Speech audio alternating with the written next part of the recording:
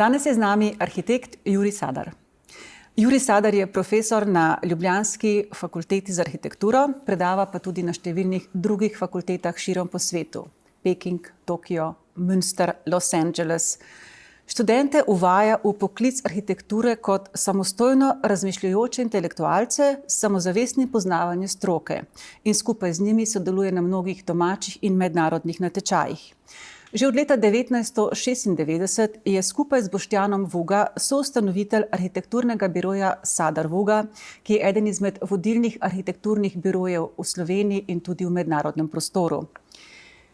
Biro Sadar Vuga lahko prepoznamo na primer v prenovi avle Banke Slovenije, v srednjem delu Narodne galerije Slovenije, v večnamenski športni dvorani in stadionu Stožice, pa tudi drugod, na primer Fakulteta za socialno delo v Gentu v Belgiji.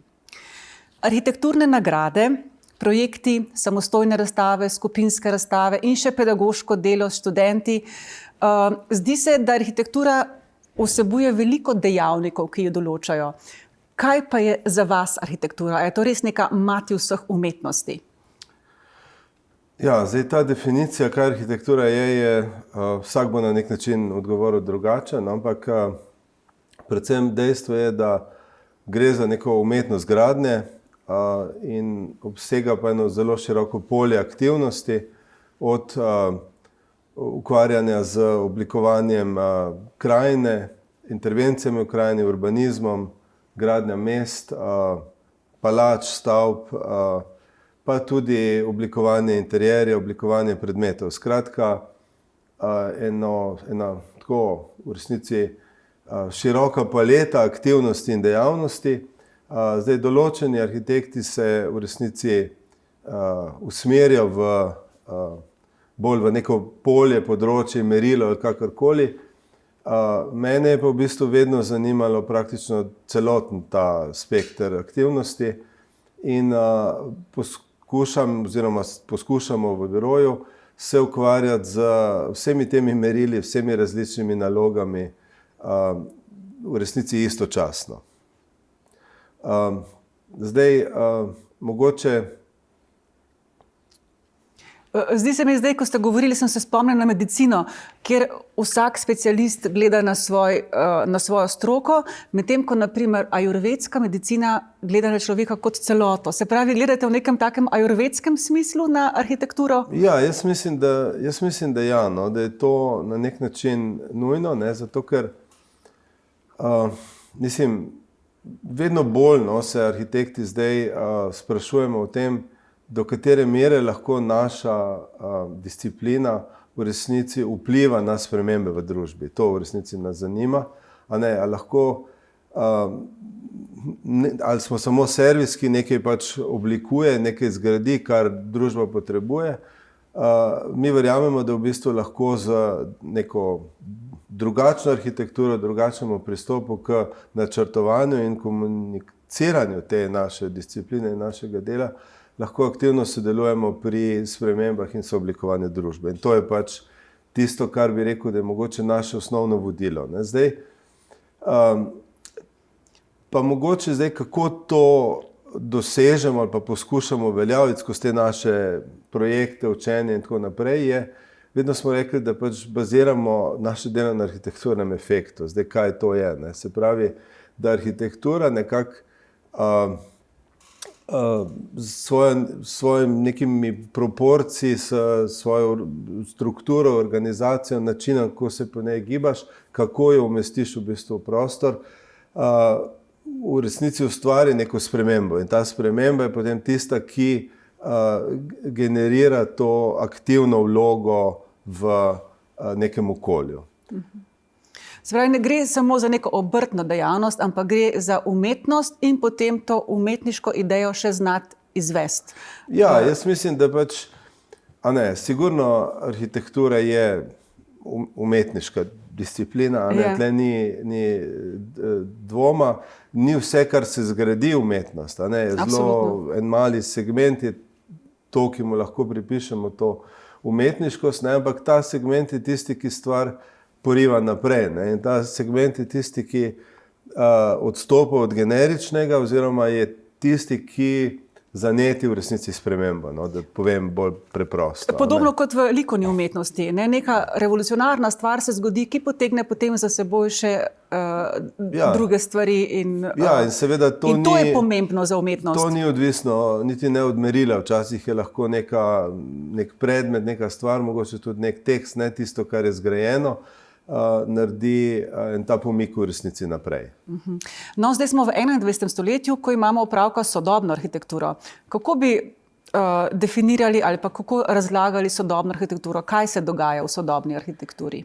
Zdaj, sodobna arhitektura je, pod pojmom sodobna arhitektura, dajmo reči, da razumemo bolj arhitekturo mogoče 20. stoletja, kjer so se zgodile velike družbene spremembe, in se je to odražalo tudi recimo v arhitekturi. Zdaj, če si predstavljamo neko tradicionalno arhitekturo ali arhitekturo v prejšnjih obdobjih, je vedno bil tle nek zid, ki je imel odprtine, ki je zamejeval to, kar je zunaj in kar je znotraj. In zdaj te odprtine so bile v srednjem veku manjše in zid je bil debelejši, zato ker je pač ta zid ščitil pred nevarnim okoljem, potem so te odprtine postajale večje, zid strukturiran, renesančne palače so začele odražati tudi neko bogatstvo, skratka moč, neko kulturo in tako naprej. So pa razmere v pač 20. stoletju in to je to, kar označuje sodobno arhitekturo, je pa v bistvu ta zid zamenjale so neke velike, dajmo reči, steklene površine in tudi skratka, hiša se odpre proti svoji okolici. Seveda, idealno se odpre, kot bi rekel recimo Frank Lloyd Wright, preriji oziroma nekih neskončnim širinam, kar pa v resnici ni možno, zato ker vseeno se te gradnje dogajajo v mestu. Tako da dobimo pač neko drugačno strukturo, se zameji, zgodi ta privatizacija nekje drugje. No? Ampak vsemu mislim, da je to neka taka osnovna značilnost te sodobne arhitekture, da se te meje med zunaj in znotraj v resnici brišejo. A bi lahko rekli nazaj k naravi, tako rusojevsko, romantično? Ideja pač je nazaj k naravi, da se da ti ne živiš več toliko noter, ampak živiš in noter in zunaj, zato pomembni postajajo ti umestni prostori, kot so terase, lođe in take zadeve, kar jih mogoče neka arhitektura 19. stoletja pač nima, je bil vrt okoli hiše kot okrasni vrt. Tako da tisto, kar se pa mogoče zdaj pa v zadnjih 20-30 letih na osnovi tega, kar sem povedal prej, še dogaja, je pa seveda, kako graditi bolj okolju prijazno. Se pravi, kako porabiti manj materijala za gradnjo, kako uporabljati bolj energetsko učinkovite rešitve, ali lahko gradnjo še bolj stopimo z naravo in tako naprej. Se pravi, trajnostno in skrb za planet. Ja, to je pač neka tema, ki je tudi vse prisotna. Vse prisotna in je pač prisotna tudi v arhitekturi, oziroma tudi arhitekti iščemo rešitve na te velike probleme, ki jih ima planet in pač naša civilizacija. Ja. V našem projektu se ukvarjamo predvsem s sobivanjem človeka in živali. Ali lahko poveste mogoče nekaj primerov ali pa kje v arhitekturi naletimo na živali, če sploh? Ja, mislim, meni je bilo ta tema na nek način, ne bom rekel nova, ampak moram reči, da sem prav poskušal nekako misli urediti,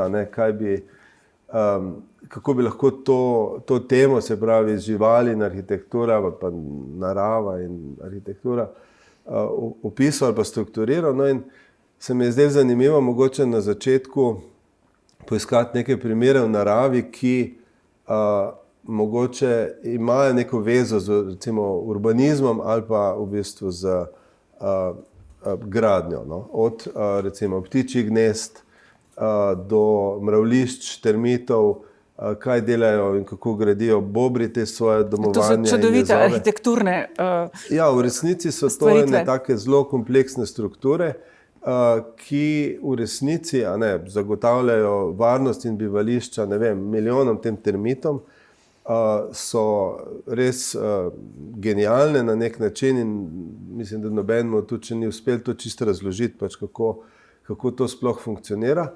So pa bile v bistvu te ideje, ki so jih ljudje videli znotraj teh megastruktur, ali pa, kako bi rekel, dejanj, vedno na nek način tudi spodbuda ali pa neka inspiracija mogoče tudi za arhitekte. No, in en tak zelo zanimiv primer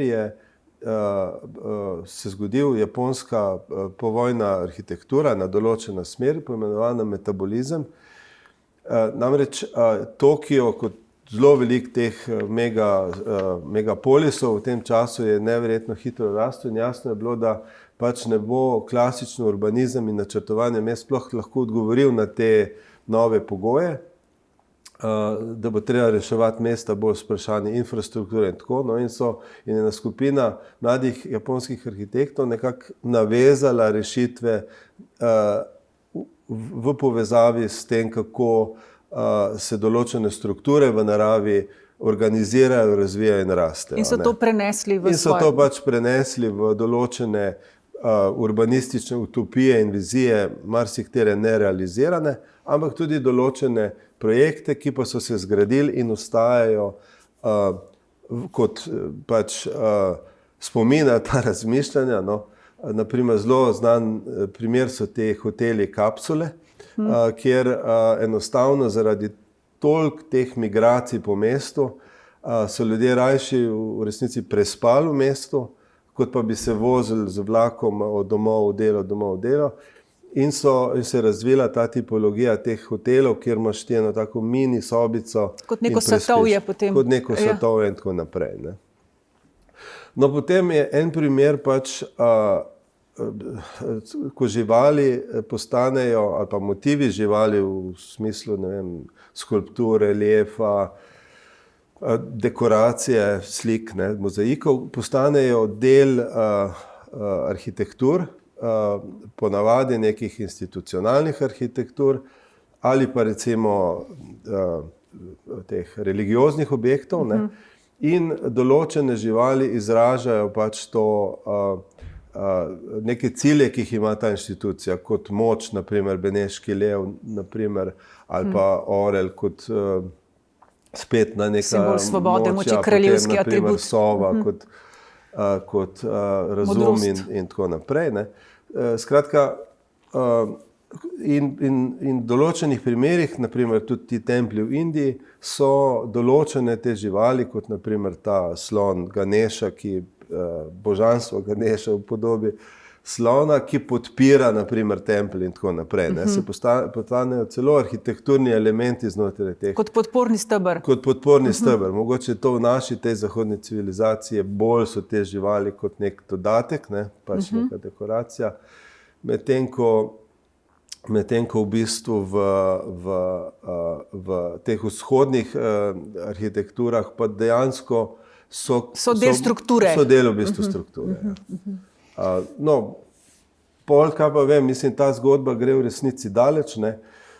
V bistvu je človek včasih zelo bolj povezano živel in z naravo in bolj povezano živel z živalmi, ne, v smislu ne vem, farme, kmetije, kjer je pač pol hiše bilo stanovanjske, pol hiše je bilo namenjeno skratka hlevu, za živali, bila je tudi neka sinergija, mogoče je ta prostor hleva bil pod stanovanjskim objektom. Ja, to so imeli stari Germani. Recimo, da je bil v funkciji ogrevanja in tako naprej. Tako. Varnosti in Ampak zelo lep primer sobivanja, ne? Ja, zanimivo. Človek nudi živali zaščito in streho nad glavo, oni mu nudijo toploto. Ja, no mislim, imamo tudi recimo zdaj, če gremo še na to našo, recimo, da ena je ta vernakularna, ki je pač tradicija in je bila hlev bolj neka funkcionalna povezava, ne, sta pa recimo mogoče ena taka zelo zanimiva primera,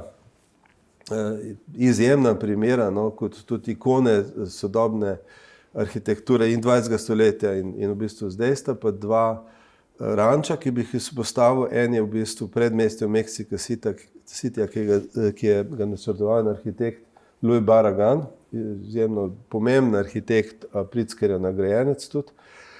On je bil v bistvu pač vzgojen v tej tradiciji, mehiški tradiciji bivanja na ranču, in po drugi strani je pa spoznal moderno arhitekturo, francosko, Le Corbusier, lahke stene, velika okna in vse to. Ne.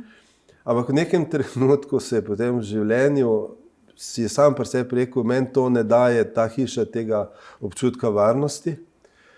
In je v bistvu spet začel delati na nek način masivne zidove, manjše odprtine in to. No. In on je naredil ta primer vile, kombinacija vile in pa, dajmo reči, vile za te konje, hiše za te konje, na isti parceli skupaj, v bistvu spet gre za primer sobivanja, ne, kjer v resnici za bivanje konja ustvari izjemen tudi estetski element tega jezera, bazena in tak, kjer se ta konj po ježi lahko ohladi, umije, očisti, je to povezano z vrtom, skratka.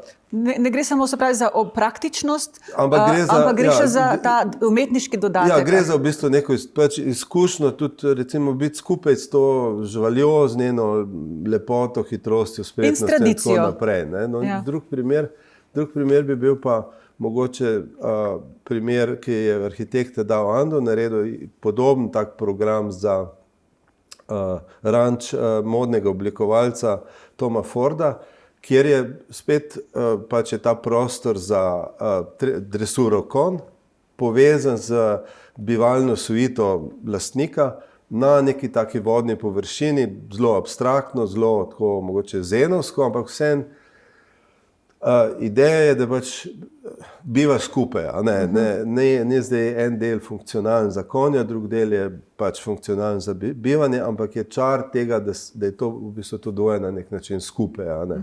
Tako kot bi rekel, pač umetniška fundacija, pa umetnik, delo, galerija, bivanje se vse na nek način povezuje. Tako. Sej, pravzaprav, že od nekdaj smo bivali skupaj, to ste že prej nakazali, a ne? Tudi v mestih so ljudje bivali z živalmi, ne samo na rančih in v drugih območjih. Kako arhitektura danes rešuje probleme, ko smo se pa vendar v mestih nekako odmaknili od živali? Mogoče imamo domače živali, kot so kužki, muce, ptice, divje živali pa so, oziroma so pa drugje. Prej ste že omenili neke prehode, ki jih ima sodobna arhitektura z nekimi umestnimi prostori in tako.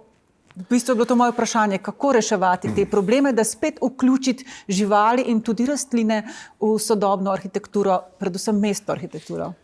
Ja, pač dejstvo je, ne, da je pač naša družba ali pa naša civilizacija na nek način se, kako bi rekel, očistila pač živali, produkti, tudi to, kar kupimo kot hrana, vse to je postaja vedno bolj na nek način abstraktno. Ne vemo, kje se to proizvede, nenaravno na nek način. A ne. No in seveda pač, jaz sem bil zdaj pred kratkim v Indiji, ne, in v bistvu najbolj te to preseneti, ne, ker je v resnici pač funkcionira mesto, ki je praktično identično našemu mestu, ne vem, z motorji, avtomobili, trgovinami, ulicami, z vsemi infrastrukturami. Vse je v bistvu isto, ampak prisotne so pač še živali. Prvič je zelo veliko psov, potem so tiste krave njihove, ovce, ptiči. Mislim, enostavno pač oni niso naredili tega, reza. Niso naredili pač tega reza. A ne. V resnici pač tako kot tudi ta njihova religije na nek način, ki jo prakticirajo oči, vsi ti elementi ali pa členi narave morajo sobivati, če hočemo doseči pač neko, recimo, harmonijo, oni pač reinkarnacijo, skratka, en čas si človek, pa si pes, pa si krava, pa si to. Ne? Skratka, nekako drugače to dojemajo. Ne? In zdaj, jaz mislim, da tudi mi se vedno bolj in bolj zavedamo, da smo šli predaleč v tej naši ločitvi negaciji tega. Negaciji v bistvu tega, da smo del narave in si želimo, da bi ta narava vedno bolj in bolj prišla v mesto. Naprimer, v Franciji načrtujejo, da bi Champs-Élysées, ki je bil recimo en tak izrazito monumentalen bulevar, spremenili v park. Mislim, obstajajo ti načrti, a oni bojo v resnici to naredili, zato ker je tudi praktični problem je za tem, da enostavno smo potlakovali preveč površin, problem je segrevanje, verjetno. Segrevanje, ponikanje vode in tako naprej. Se pravi, neko razmišljanje pri načrtovanju v mestih gre v to smer, da puščamo čim več zelenja na naraščenem terenu, ne na strehi garažnih hiš in tako naprej. In narava se vrača v resnici v mesta. Tudi v resnici zakonsko, skozi neke prostorske dokumente. Drugo vprašanje so pa pač seveda živali. Zdaj gre se mogoče za to, kako narediti okolje tudi bolj prijazno pač živalim, kot so te domače živali, recimo psički. Hišni ljubljenčki, Skratka, čim več površin jim nameniti, čim bolj na nek način jih probati čim manj omejiti in tako naprej. Se to gre verjetno z roko v roki, umeščanje parkovnih površin in zelenja, privablja več ptic, privablja več mrčesa, privablja potem tudi več možnosti za hišne ljubljenčke. Ja, naprimer, mislim, jaz sem pač na sebe vedno človek malo pogleda. Bila sva enkrat v Grčiji na enem takem otoku, in takoj so navezali malo stikov, jaz sem spoznal enega lokalnega arhitekta in on je pač rekel, pridite pogledat, sem naredil eno novo stavbo na otoku in gremo mi to pogledat in res super lepa taka, bi rekel, vila v nekem tem lokalnem stilu, vse v redu, ampak zraven v bistvu je bilo farma ovc in kozic, a ne? In meni se je zdelo tako, verjetno bo to težko prodal, težko spravil v promet to svojo investicijo. In sem rekel pač Aristos, in on rekel, Juri, a ti imaš probleme s kozicami, naprimer. In takrat sem jaz pomislil, vse v resnici pa je super, da pogledaš skozi okno in vidiš pač redo kozic, ki se pasejo, v bistvu se skrijejo pred očmi in vse tako. In jaz mislim, da moramo mi sami pri sebi na nek način oči se nam ne morejo odpreti, da v resnici bolj, ko bomo na nek način odprti za to naravo, da bo prišla v naše okolje, v resnici samo dobili bomo, lepše nam bo. Se mislim, da včasih smo ljudje imeli odprte oči za naravo in okolje okoli nas, zdaj pa trenutno mižimo in kot pravite, ponekod v vzhodnih kulturah že odpirajo oči ali pa drugod, mi jih moramo pa še odpreti in videti, kako lepo je živeti in bivati z živalmi. Jaz se vam zahvaljujem za ta zelo prijeten pogovor in hvala lepa. Hvala vam.